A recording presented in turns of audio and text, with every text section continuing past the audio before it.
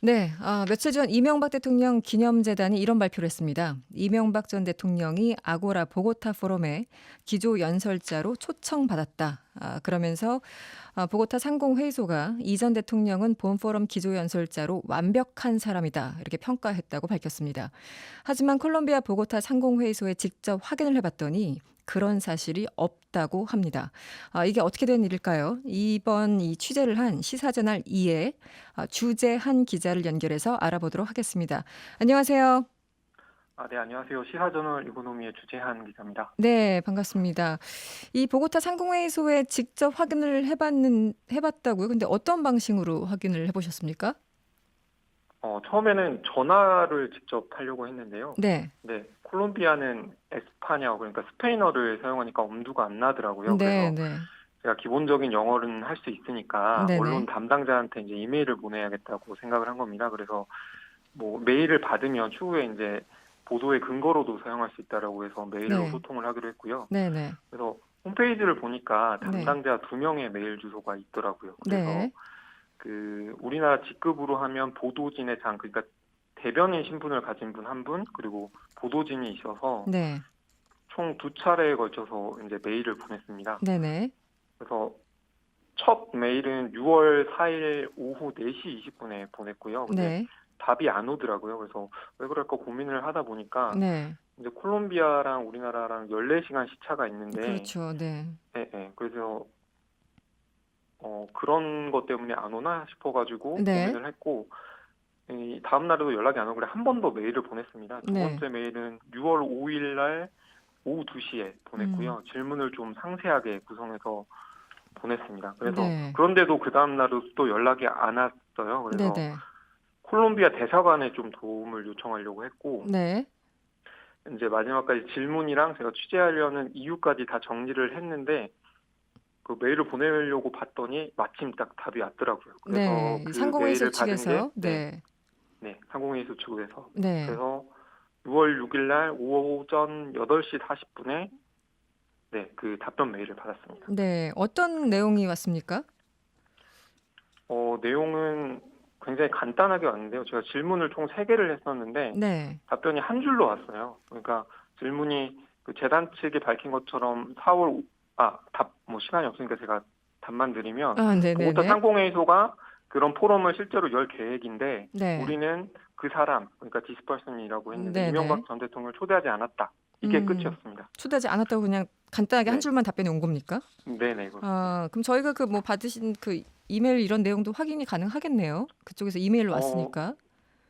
그 답변 내용이 뭐 제가 쓴 기사에 그대로 담겨 있고요. 제 네, 네. 질문 역시도 뭐 공개를 할 수 있습니다. 그나저나 주재한 기자는 이거를 왜 직접 확인할 생각을 하셨어요? 제가 재단의 설명을 처음 듣고 나서 네, 뭐 3개 정도 의문이 생기더라고요. 세 먼저 개나요? 네, 예, 이 전 대통령이 1심에서 징역 15년 선고받고 구속되셨고 네, 2심에서 보석으로 풀려났는데 그렇죠.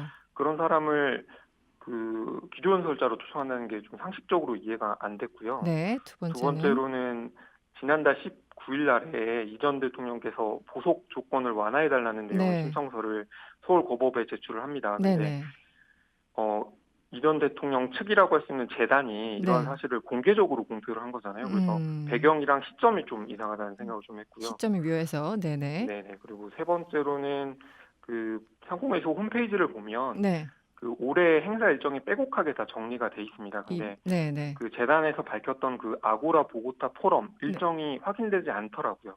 그랬습니까? 네네. 그리고 그 행사 장소인 컨벤션 센터에 그 홈페이지가 따로 있는데 거기에도 없어가지고 네. 이것들을 다 한번 확인을 해봐야겠다라는 생각을 한 겁니다. 포럼 일정이 확인이 안 음. 됐었다고요? 그 네. 홈페이지에요? 지금도 홈페이지에는 그 포럼 일정이 공개되지 않고 있습니다. 지금도요. 네네. 저는 이거 보면서 완벽한 사람이라는 이 부분 때문에 참 의아하다라는 생각이 들었는데, 왜냐면 사람 이렇게 음. 초대하면서 이런 형용사 많이 안 쓰잖아요. 네네. 근데 어찌됐든 그 재단 측에서는 뭐라고 합니까? 이명박 전 대통령 측에서는. 어, 제가 이게 언론을 통해서 대대적으로 보도된 3일이죠. 그날 오후 6시 반쯤에 재단 관계자랑 통화를 했는데요. 네.